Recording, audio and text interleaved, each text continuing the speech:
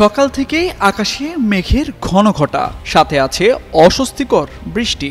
সবচেয়ে বেশি দুর্ভোগে পড়েছেন স্কুল, কলেজ ও অফিসগামীরা। এ অবস্থায় আবহাওয়া পরিস্থিতি নিয়ে দুঃসংবাদ দিল আবহাওয়া অধিদপ্তর।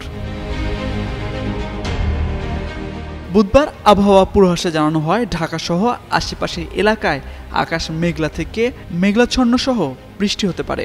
ঢাকায় দক্ষিণ পূর্ব বা দক্ষিণ দিক থেকে ঘন্টায় 10 থেকে 15 কিলোমিটার বেগে বাতাস বয়ে যেতে পারে। দিনের তাপমাত্রা আগের দিনের মতোই থাকার সম্ভাবনা রয়েছে।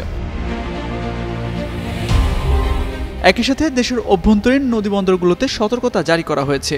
সকাল 5টা থেকে দুপুর পর্যন্ত অভ্যন্তরীণ নদীবন্দরগুলোর জন্য দেওয়া পূর্বাভাসে বলা হয়েছে, খুলনা, বরিশাল, পটুয়াখালী, নোয়াখালী, কুমিল্লা, চট্টগ্রাম ও কক্সবাজার অঞ্চলের উপর দিয়ে দক্ষিণ বা দক্ষিণ পূর্ব দিক থেকে ঘন্টায় 45 থেকে 60 কিলোমিটার বেগে অস্থায়ীভাবে দমকা বা ঝড়ো হাওয়া হওয়ার সম্ভাবনা রয়েছে। এ সময় বজ্রসহ বৃষ্টিও হতে পারে। এসব অঞ্চলের নদীবন্দরগুলোকে 1 নম্বর সতর্ক সংকেত দেখাতে বলা হয়েছে।